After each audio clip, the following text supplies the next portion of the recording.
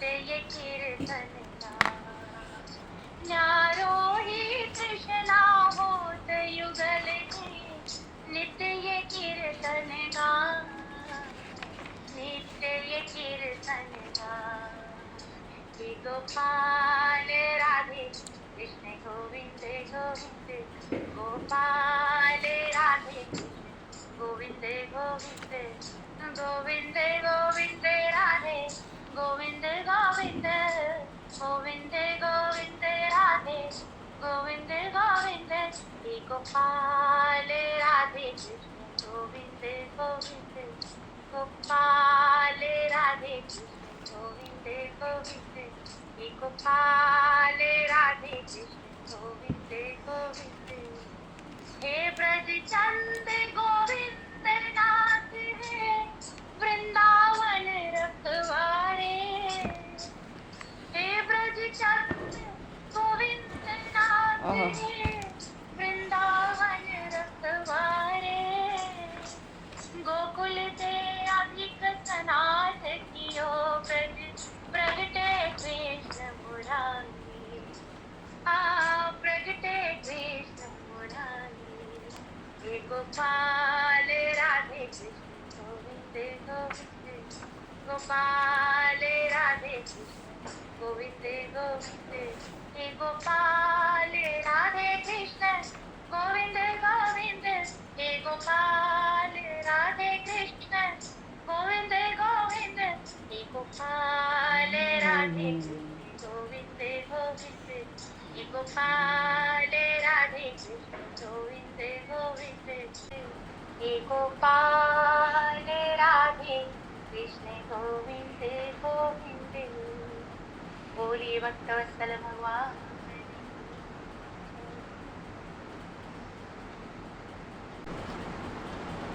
हरिशरणम। अनंत कोटि ब्रह्मांड नायक सर्वेश्वर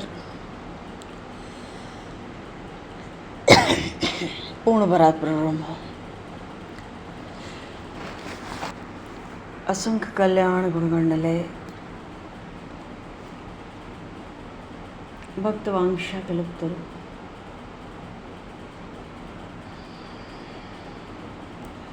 शरणागत वत्सल, भक्त वत्सल, दीनबंधु दया सिंधु भगवान श्री सीताराम जी महाराज की असीम कृपा करने से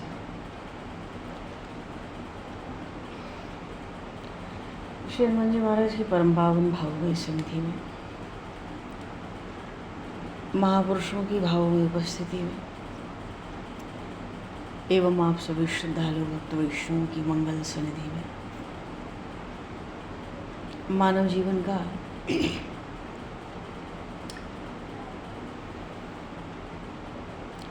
सर्वोत्कृष्ट फल भगवत गुणगान, भगवत स्मरण का आनंद हम सभी श्री कार्तिक मास महोत्सव के माध्यम से प्राप्त करने जा रहे हैं। सर्वप्रथम आप सभी भक्तजनों के श्री चरणों में भगवत भाव से सादर वंदन, सादर नमन। आप सभी को यथायोग्य जय श्री राम, जय जय श्री राधे, हरिशरण।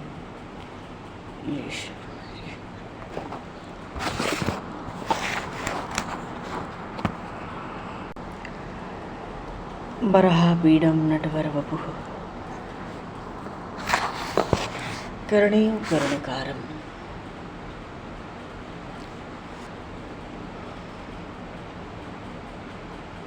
बिभ्रद्भासः कनककपिशं वैजयन्तीं च मालां रन्ध्रान् वेणुर्धरसुधया पूरेण गोपवृन्दैः वृन्दारण्यं स्ववदरवनं प्राविशद गीतकीर्तिः।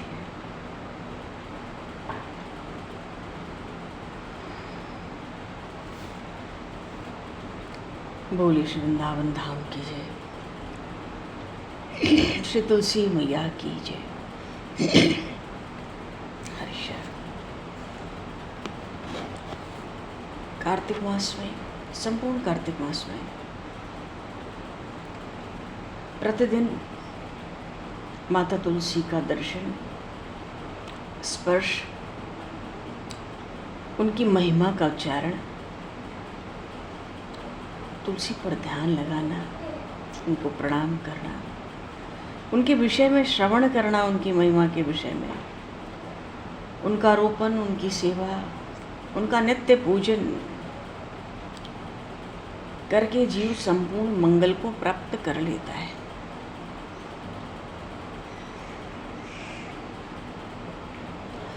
दृष्टा स्पृष्टाद्वा ध्याता कीर्तिता नामतः स्तुता रूपता से चिता नित्यम तुलसी पूजिता नता नवधा तुलसी भक्तम ये कुरो अंत्य दिने दिने युग कोटि सहस्राणि तन्वन्ति सुकृतम मुने। पद्म पुराण में अथवा तो स्कंद पुराण में भाई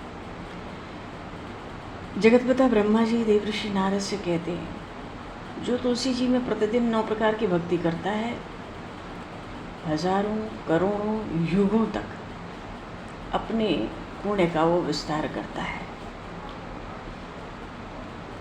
जगतपिता ब्रह्मा जी के मानस पुत्र हैं देवऋषि नारद।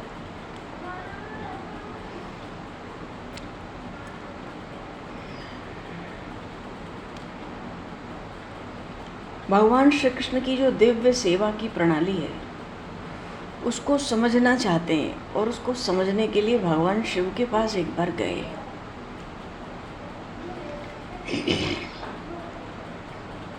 और बड़ी विनम्र याचना की वहाँ जाकर।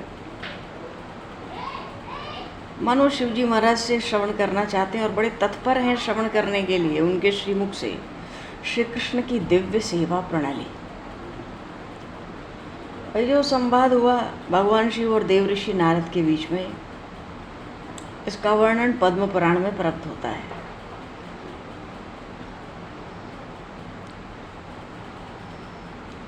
और वहाँ आता है कि भगवान शिव ने ब्रह्म मुहूर्त से लेकर रात्रि पर्यंत भगवान श्री कृष्ण की सेवा का वर्णन किया।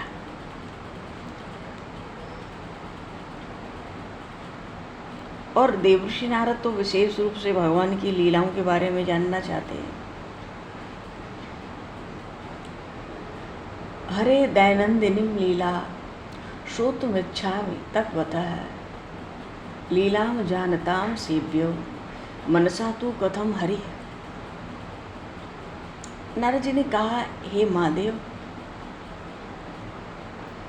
नारद जी कह रहे, देखो आए तो हैं भगवान शिव के पास, भगवान श्री कृष्ण की सेवा की प्रक्रिया क्या है वो सीखूं सुनूं।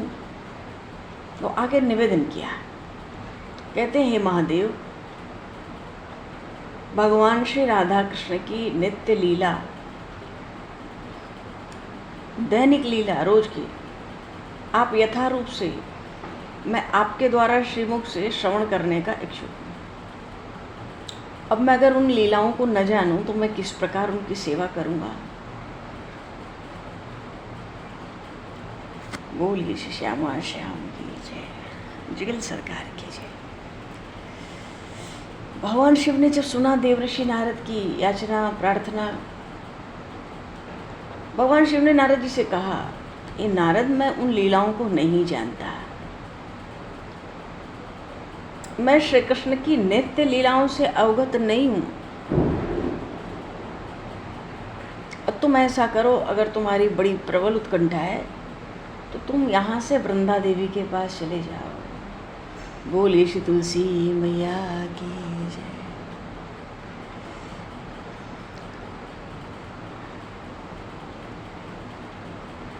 वो उन लीलाओं के विषय में तुम्हें वर्णन करेंगी, क्योंकि उन गोविंद की परम सेविका है वृंदा देवी। यहाँ से पास में ही केशी तीर्थ है, वहीं पर सखियों के साथ वो निवास करती है। शिव जी को प्रणाम किया नारद जी ने, बड़े आनंदित हुए, वृंदा देवी के आश्रम गए। वृंदा देवी ने नारद जी को देखा, आने का प्रयोजन क्या है पूछती हैं। नारद जी ने प्रयोजन सुना दिया, फिर से भगवान शिव को सुनाया, इनको भी सुना दिया कि हे वृंदे, मैं आपके श्रीमुख से भगवान की नित्य लीलाओं का श्रवण करना चाहता हूँ। स्वयं भगवान ब्रजेंद्र नंदन श्री कृष्ण वृंदावन में नित्य लीला प्रकट करते हैं और मेरा मन उन लीलाओं को सुनने के लिए लालायित हो उठा है। तो आप कृपा करके उन लीलाओं का वर्णन करो।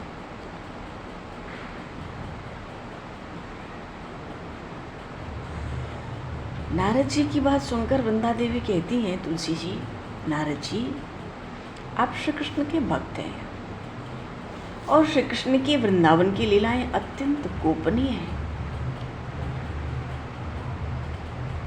मैं उनको तुम्हें व्यक्त कर दूंगी, सुना दूंगी, पर तुम उनको किसी के पास प्रकाशित मत कर देना।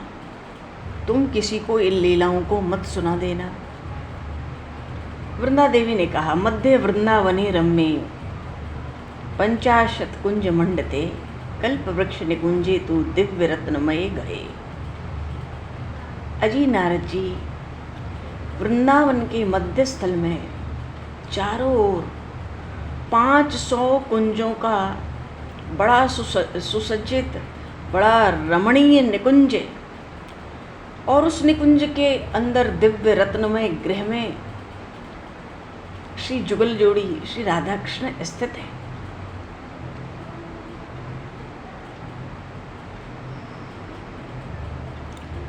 नारद जी ने कहा, हे वृंदा देवी, आपको निवेदन है कि मैं किस प्रकार से इन लीलाओं का दर्शन प्राप्त कर सकूंगा। बड़ी जिज्ञासा थी नारद जी की। तो तुलसी जी ने कहा, राधा कृष्ण की लीलाएं अत्यंत गोपनीय हैं। स्वप्न में भी देवता उसका दर्शन नहीं प्राप्त कर सकते। अरे यहां तक कि ब्रह्मा जी और शिव जी को भी इनका ज्ञान नहीं है। इतना ही नहीं, श्री कृष्ण की वृंदावन की लीलाएं तो लक्ष्मी की समझ से भी परे हैं।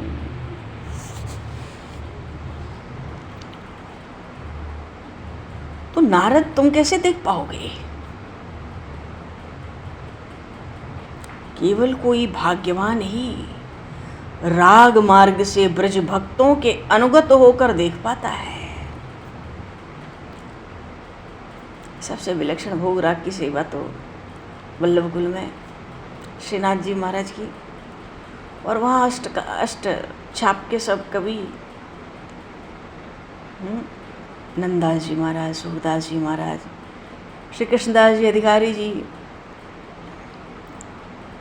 परमानंदास जी, ये सब वल्लभाचार्य महाराज के शिष्य, सब राग, भोग और राग। और श्री विठलनाथ गोसाई जी के शिष्य गोविंद सखा, चित स्वामी, कुंभन दास जी, चतुर्भुज दास जी, प्राय सब राग सेवा। वृंदा देवी कहती है, कोई भाग्यवान ही राग मार्ग से ब्रज भक्तों के अनुगत होकर देख पाता है। अच्छा, वल्लभ कुल में एक बहुत विलक्षण बात यह है कि जितने भक्त हैं गोसाई जी के, विठलनाथ गोसाई जी के, श्री वल्लभाचार्य जी महाराज के संप्रदाय में, अष्टमहाकवियों को, अष्टछाप के कवियों को ही देख लें, और भी अन्य उनसे जुड़े लोग जीवन भर तो श्री कृष्ण के पद गाते हैं, उनसे लाड़ लड़ाते हैं श्रीनाथ जी से। पर जब सबका अंतकाल आया, शरीर त्याग का समय आया, तो आचार्य चरण पूछते थे, गोसाई जी पूछते थे, चाहे वो सूरदास जी हों, चाहे नंददास जी हों, चाहे परमानंदास जी हों, सबसे पूछते थे, शरीर तो छोड़ रहे हो, मन की वृत्ति कहाँ है अभी? और जब अंतकाल की वो जो अत्यंत अंतर्मुख वृत्ति है, अब गुरु हैं, गुरु चरण हैं, आचार्य चरण हैं, तो उत्तर तो देना ही देना है।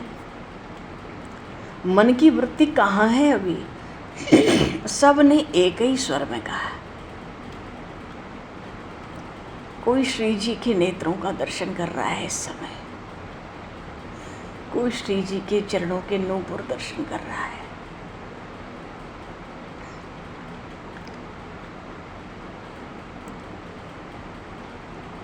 कोई श्री जी का विहार देख रहा है सखियों के संग। गोसाई जी भी, किसी ने अंतकाल में जितने प्रसंग मिलते हैं भक्त चरित्रों में, किसी ने ये नहीं कहा कि अंतकाल में मैं ठाकुर जी को देख रहा हूँ, वो मंद मुस्कुरा रहे हैं, सन्मुख खड़े हैं, मैं बड़ा व्याकुल हूँ उनको मिलने को, वो मुझे बुला रहे हैं, गोप सखाओं के संग विहार कर रहे हैं, जमुना पुलिन पर बंशी। किसी ने नहीं कहा। कितनी विलक्षण बात है। जीवन भर श्रीनाथ जी से लाड़ लड़ाते हैं। श्री कृष्ण ही उनके, बाल कृष्ण 7 वर्ष के, ठाकुर जी ही उनके इष्ट हैं, पर अंतकाल में सबकी वृत्ति श्री जी में लीन है। गोसाई जी बहुत प्रसन्न होते थे सुन सुन के। ठीक है, भले भले।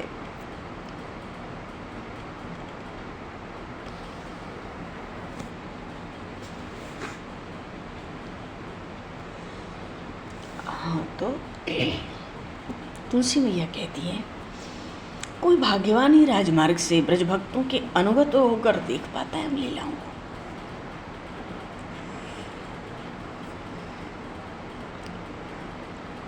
यदि कोई अपने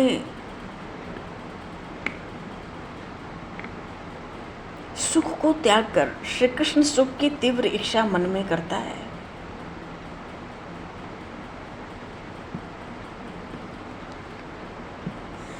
तब अत्यंत प्रगाढ़ कृष्ण प्राप्ति की लालसा से ही उन लीलाओं का दर्शन किया जा सकता है।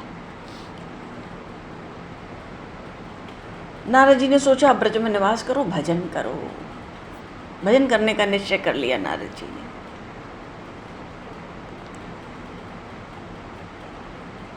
तुलसी जी का सम्मान किया। नारद जी ने उनकी परिक्रमा लगाई। उन दिव्य लीलाओं को देखने की उत्कंठा जाग उठी। परिक्रमा करके वृंदावन की भ्रमण करने लगे नारद जी। जय ब्रजभूमि, जय जय वृंदावन, जय लीला स्थली, जय गिरि गोवर्धन, जय ब्रजवासी वृंद, जय गोपी गण, जय राधा सखी वर्ग आमार जीवन। ब्रज में भ्रमण करने लगे और भ्रमण करते करते, वृंदावन में भ्रमण करते करते गिरि गोवर्धन के पास आ गए। भगवान की लीला स्थलियाँ हैं वहाँ, कितने कुंड हैं। आनंद से विह्वल हो गए देखकर।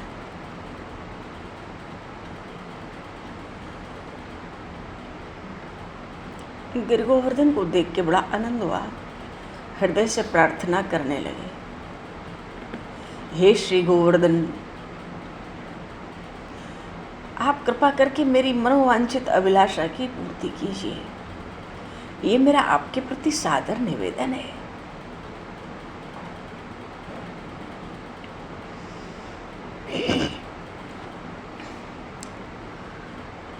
उसके बाद नारद जी ने कुसुम सरोवर के पास में गोवर्धन की तलहटी में शिव जी से जो मंत्र प्राप्त हुआ था, उस मंत्र का उच्चारण और ध्यान करते हुए कठोर तपस्या करते हैं। वृंदा जी देखती है, वृंदा देवी नारद जी का कठोर तप, तीव्र लालसा, उनके पास गई। उनको देखते ही प्रणाम किया नारद जी ने, बड़े प्रसन्न हुए। और फिर से वही तीव्र लालसा, भगवान श्री राधा कृष्ण की दिव्य लीलाओं का अवलोकन करना है।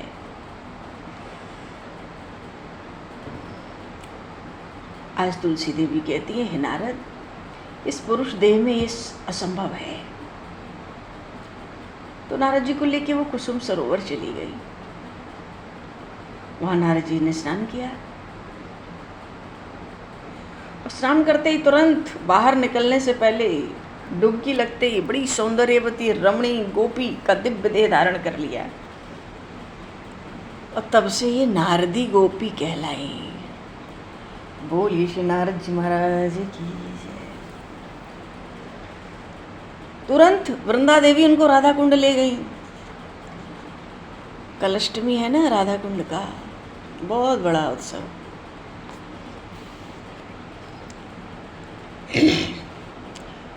नारद कुंड, नारद जी को वृंदा देवी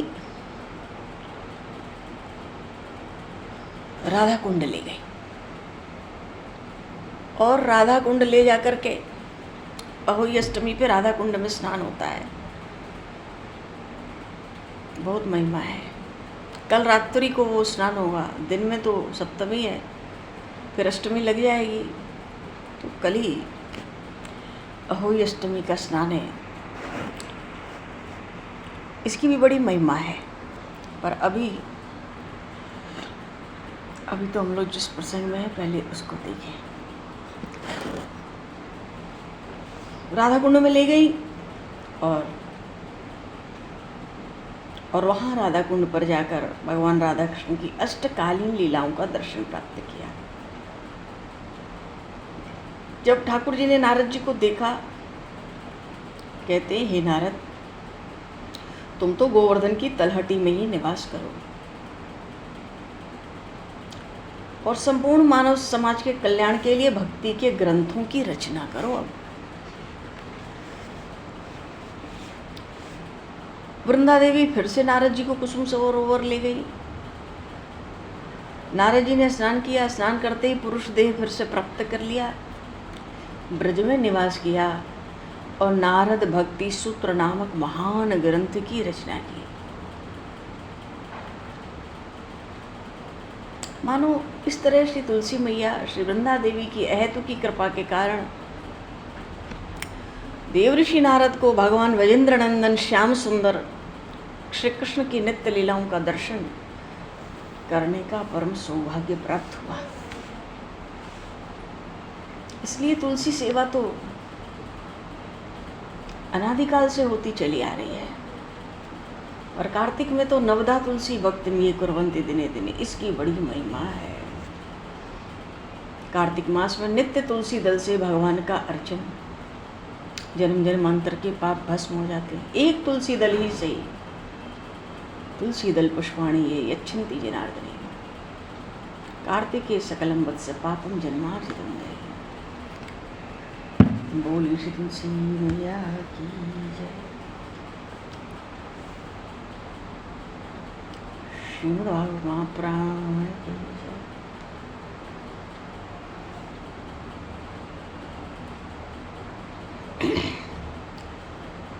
पूर्व प्रसंग में भगवान श्री कृष्ण उद्धव जी महाराज को शुद्ध भक्ति का उपदेश दे रहे थे। श्रद्धामृत कथायाम में शश्वल मदन कीर्तनम परनिष्ठा च पूजायाम स्तुतिभिस्तवनम आदरः परिचर्यायाम सर्वांगैर अभिवंदनम मद्भक्त पूजाभ्यधिका सर्वभूतेषु मन्मते मदर्थेषु अंगचेष्टा च वत्सा मदोडेरण मय्यर्पणं च मनसः सर्वकाम विवर्जनम्।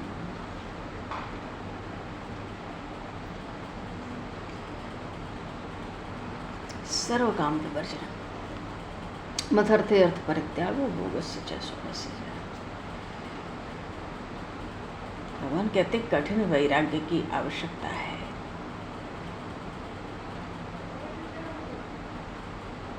पूर्ण रूपेण संसार का सुख त्यागना होगा पहले।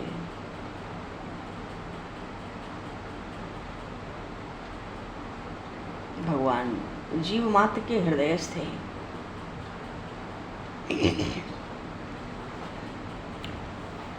सब कामनाओं से रहित करके अपना सर्वस्व मन के साथ भगवान को अर्पित करके मयि अर्पणम च मनसा, और मेरे लिए ही सब क्रिया।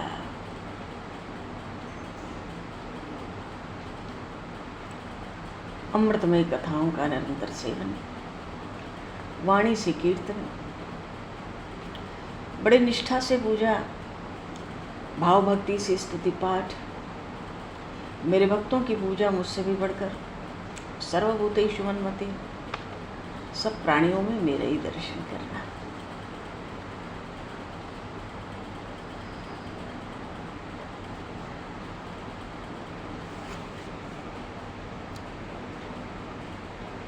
भगवान ने कहा, उद्धव जी,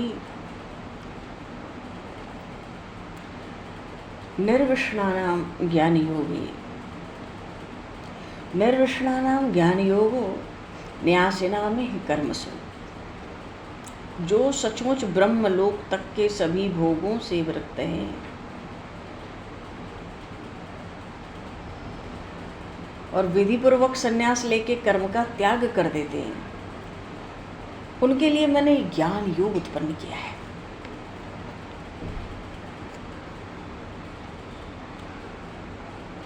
पर जो विरक्त नहीं है और कामनाओं में आसक्त है,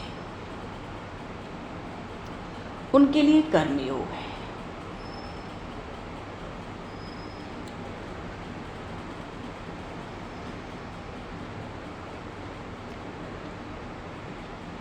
एक तो कनिष्ठ अधिकारी है कर्मयोग के, श्रेष्ठ अधिकारी हैं ज्ञान योग के, और भगवान कहते हैं तीसरा जो सबसे उत्कृष्ट अधिकारी है उसके संबंध में भी सुनो। यदि क्षया मत कथा दो जात श्रद्धस्तु यह पुमान, न निर्विष्णु नातिशक्तो भक्ति योगस्य सिद्धिदा। जो बहुत विरक्त नहीं है और विशेष कामनाओं में आसक्त भी नहीं है, उनके लिए भक्ति योग है। मेरी कथाओं को सुनने में प्रेम हो गए और उनको सुन सुनकर मन में हर्ष उमड़ आए। जिनकी भगवान की लीला कथाओं में प्रेम होता है, ऐसे लोग विषय में दोष देखते हैं, पर विषयों का त्याग कर दें ऐसी सामर्थ्य उनमें नहीं रहती है।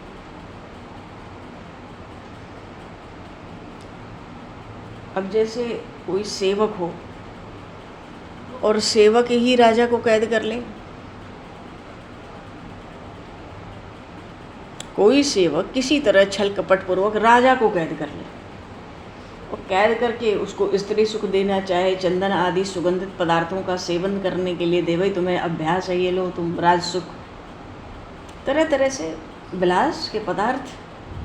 तो राजा को विलास के पदार्थ वो कितना सुख देंगे, उस समय विष जैसे लगेंगे। क्यों? एक तो मुझे कैद कर लिया इसने, मैं राजा हूँ और इसने मुझे कैद कर लिया और मुझे सुख देना चाहता है।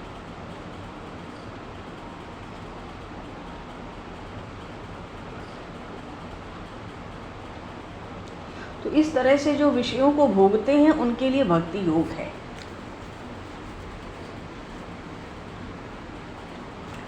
मानो सुख को भोग के भी सुख नहीं होता है, उसमें दोष दिखता है।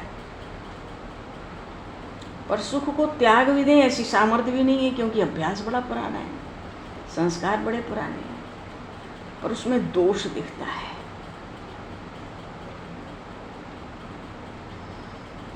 और भगवान कहते हैं मेरी भक्ति करते करते उसका मेरे में प्रेम बढ़ता है, धीरे धीरे उसको विरक्ति प्राप्त होती है।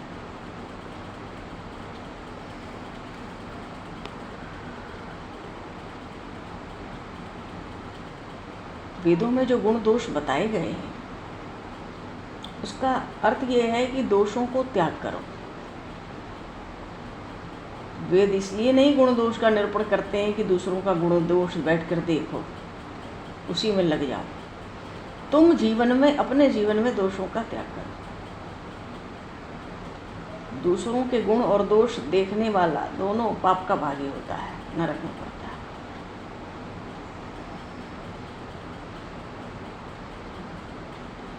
भगवान राम ने कहा ना हनुमान जी महाराज से, कहाँ कहा, किससे कहा? हनुमान जी महाराज से कहा संभवतः। गुण यह उभय न देखिए, देखिए सो अविवेक। गुण तो यह है कि दो चीज़ देखो ही मत, क्यों? परमात्मा को छोड़ के दूसरा तत्व है ही नहीं सृष्टि में। गुण सो उभय न देखिए, द्वैत का दर्शन मत करो, ये गुण है। और दोष, देखिए सो अविवेक। अगर दो दिखता है तो वो अविवेक है। तावत कर्माणि कुर्वीत न निर्वद्येत यावता मत कथा श्रवणादौ वा श्रद्धा वा यावन न जायते। तो जब तक तीव्र विरक्ति उत्पन्न न हो जाए तब तक ही कर्म करना चाहिए।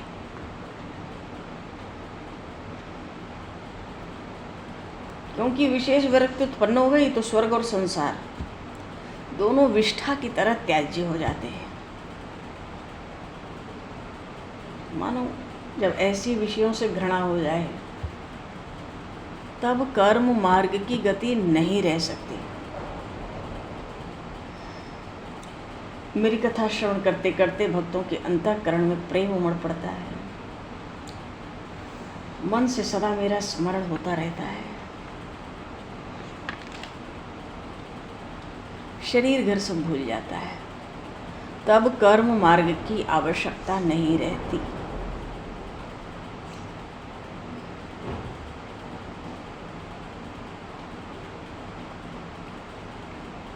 तो जी जो गृहस्थाश्रम में रहकर निष्काम होकर स्वधर्म का आचरण करता हुआ नित्य और नैमित्तिक कर्म करता है।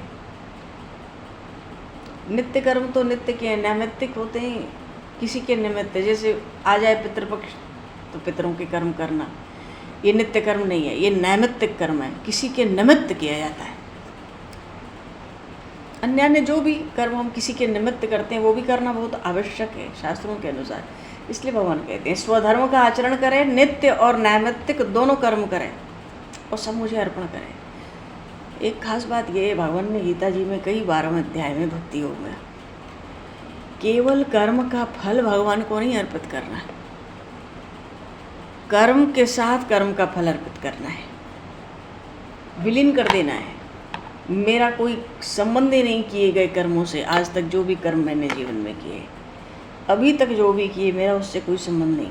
स्वप्न में हम कुछ कर्म करते हैं, उसका कुछ फल होता है, तो जैसा स्वप्न देखते हैं सुख दुख वैसा ही होता है, स्वप्न में भी होता है। तो उन कर्म का जो स्वप्न में देखे गए कर्म थे किए जाने वाले, और जो उनका फल था सुख दुख, जागने के बाद उससे क्या मतलब रहता है? न उस कर्म से मतलब होता है, न उसके फल से मतलब होता है कि भाई स्वप्न में आज हम सुखी थे कि दुखी थे, रो रहे थे कि हंस रहे थे। जागने के बाद कोई अर्थ नहीं है उस कर्म का, कर्म के फल का। ऐसे ही भगवान ने गीता जी में कहा कर्म और कर्म फल दोनों को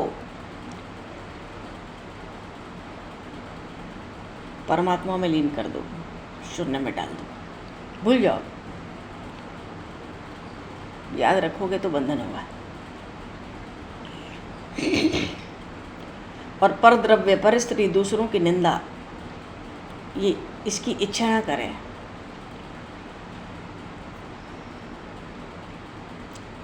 तो उसको इस लोक में ही विरक्ति प्राप्त हो जाती है, उसको स्वर्ग या नरक की भी प्राप्ति नहीं होती। भगवान कह रहे हैं न याति स्वर्ग नरको यद्यन्न समाचरित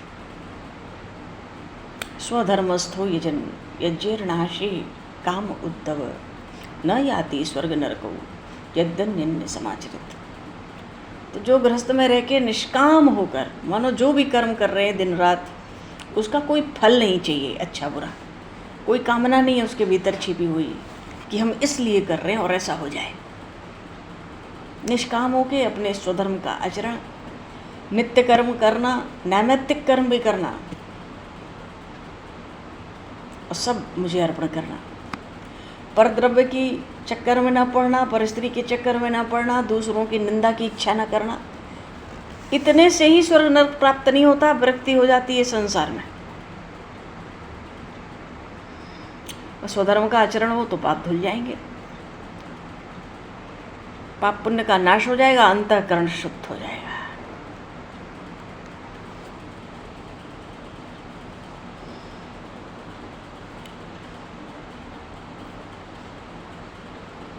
अंतःकरण शुद्ध होगा तो प्रपंच की बुद्धि टल जाएगी, फिर मेरी भक्ति प्रकाशित होगी।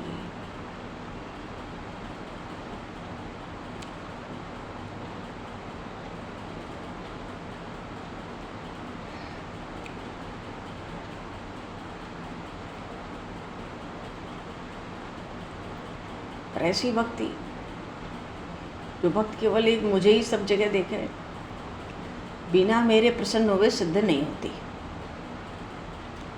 और मेरी प्रसन्नता का एकमात्र कारण है नरदेह, मनुष्य शरीर। जीव को मनुष्य शरीर मिला है, ये प्रमाणित करता है कि मैं प्रसन्न हूँ।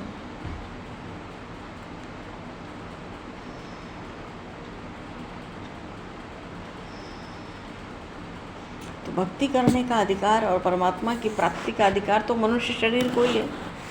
और तो 84 लाख योनियों में कोई योनि ऐसी नहीं दिखती जो भक्ति भजन करके परमात्मा की प्राप्ति कर सके। ये अधिकार तो भगवान ने केवल नर शरीर को दिया है, मनुष्य देह को। इसलिए नरदेह में ही ज्ञान और भक्ति सिद्ध होती है, जन्म मरण से छुटकारा मिलता है, स्वानंद भोगा जाता है, नरदेह परम पवित्र है। ये भगवान कह रहे हैं। ज्ञान भक्तिभ्याम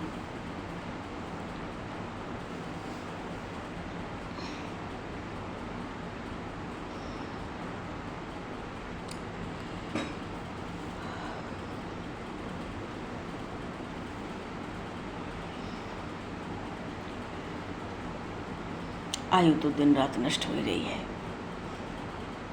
प्रसंग बहुत अद्भुत है। प्रभु ऐसी विचित्र विचित्र बातें कर रहे हैं उद्धव जी से इस समय। नेमम लोकम च कांक्षेति देहावेशात् पमात्मति छिद्दमानं यमैरेतै कृतनीडं वनस्पतिं मुक्तसंग परम बुद्ध्वा निरीह उपमाश्यति।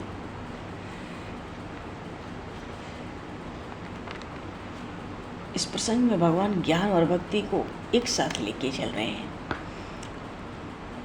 और उसको विश्राम कहाँ देंगे?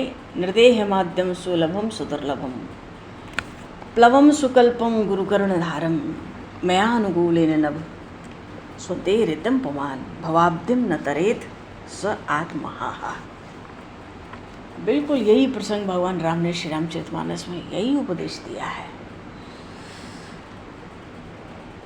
सो परत दुख पावई सिर धुन धुन पछताए काल ही कर्म ही ईश्वर ही मिथ्या दोष लगाए। भवाब्धिम न तरेत स आत्महा। बोली श्री नंदनंदन श्याम सुंदर भगवान की जय। श्रीमद् भागवत महापुराण की जय। अब आगे का प्रसंग आगे। श्री राम राजा सरकार की जय। बालकृष्ण लाल की जय। श्री चैतन्य महाप्रभु की जय। गौरी शंकर भगवान की जय। श्रीमान जी महाराज की जय। देव ऋषि नारद जी महाराज की जय। सदगुरुदेव भगवान की जय।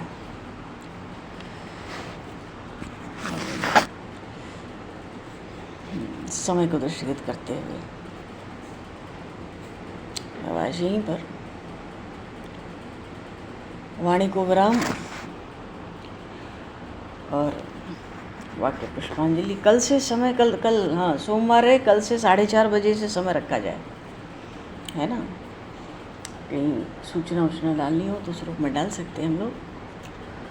कल से 4:30 बजे से सत्संग करेंगे। दिन बहुत छोटा हो रहा है ना। बहुत ज़रूरी है, अब संध्या काल बहुत जल्दी हो जा रहा है।